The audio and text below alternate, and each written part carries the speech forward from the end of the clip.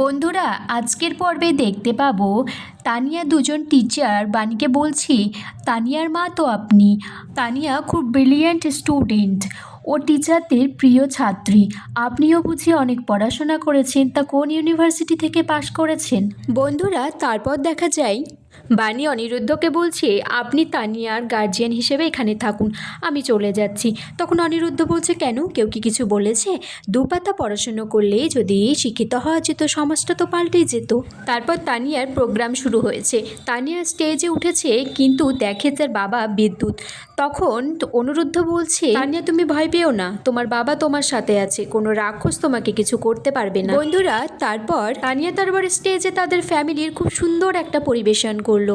অনিরুদ্ধ তখন বাণীকে বলছে, তুই এক মা হয়ে অন্য সন্তানকে আরেক বাপের হাতে তুলে দিয়েছিস। তানিয়া আমার মেয়ে, তানিয়া ঘোষ, তানিয়া চ্যাটার্জি নয়।